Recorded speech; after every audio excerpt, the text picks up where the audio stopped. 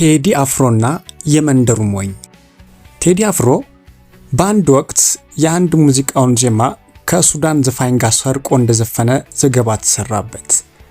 ዘገባው ቴዲ ወስዶታል የተባለውን የሱዳን ዜማና ዜማው ተሰርቆ የተሰራበትን የቴዲ አፍሮ ነጠላ ዜማዎች እየተፈራረቀ በመስራቱ ይህ ነገር ምንድነው የሚል አቧራ ከዚህም ከዚያም ይጨስ ጀመረ። የቴዲ ወዳጆችም ወገባቸውን ታጥቀው በወቅቱ በነበሩት ጋዜጣና መጽሔቶች ይሟገቱ ያዙ። በዚህ ውሽንብር መሃል በወቅቱ በጣም ተነባቢና ተወዳጅ የነበረው ጋዜጣ ቴዲ አፍሮን ቃለ መጠይቅ ያደርግለታል።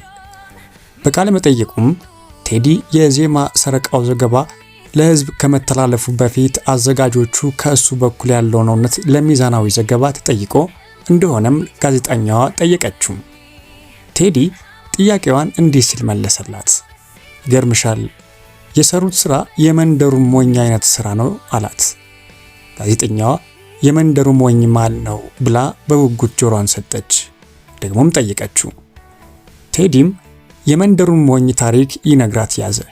ታሪኩ እንደዚህ ነው። አንድ የድሮ ዘመን ተጓዥ ስንቁን በፈረስ ጭኖ ሲጓዝ ካሰበበት ሳይደርስ የውሃ ጥም ያሰቃየውና የተጓዦች እግርና የፈረስ ኮቴ እንደ መንገድ ካሰመረው ከዋናው መንገድ ወጥቶ ውሃ የሚያጠጣው ፍለጋ እየባዘነ ሲሄድ በመንገዱ ላይ ያሉ ዛፎች ሁሉ የቀስት ኢላማ መለማመጃ ሆነው ይመለከታል። ከዛፎቹ ጠጋ እያለም ሲያስተውል ቀስቱ ያረፈበት ዛፍ ሁሉ በክብ ተስሎ እያንዳንዱ ዛፍ ላይ የተሰኩት ቀስቶች ኢላማቸውን አልሳቱም። ውሃ ጠምቶት የነበረው ተጓዥ ምን አይነት ጦረኛ ሰፈር ገባው በሚል ፍርሃት ወደ ኋላ ሲመለስ ሌላ ተጓዥ ያገኛል። በመንገዱ ላይ ያገኘውን ሌላ መንገደኛ አስቆመው ፈራ ተባ እያለ መንደሩ ምን አይነት ጦረኞች ቢኖሩበት ነው ሁሉም ዛፍ የቀስት መለማመጃ የሆነው በሚል ጠይቀዋል። ምላሹም በፍርሃቱ ተገርሞና ፈገግ ብሎ እሱማ የመንደሩ ሞኝ ነው ሲል ይመልሳል። መልሱ ስላልተዋጠለት ኢላማውን አንድም ዛፍ ላይ የማይስት ቀስተኛ እንዴት የመንደሩ ሞኝ ይባላል በሚል ለመልሱ እየጓጓ ጠየቀው።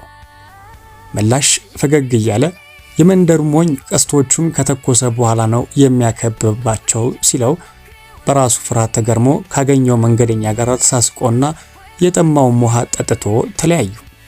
እንደዛ በፍርሃት የናጠው እውነተኛው ሞኝ ነበረ እና ምን ልልሽ ነው ፕሮግራሙን ሰርተው ከለቀቁና ስሜን ካጠፉ በኋላ ነው ለማጣራት የደወሉልኝ አላት። ሊሆን ከሚገባው በተቃራኒ ነው የሆነው በማለት ነበረ ቴዲ በወቅቱ ምላሽ የሰጠው። ይህ የቴዲ አፍሮና የመንደሩ ሞኝ ታሪክ ነው።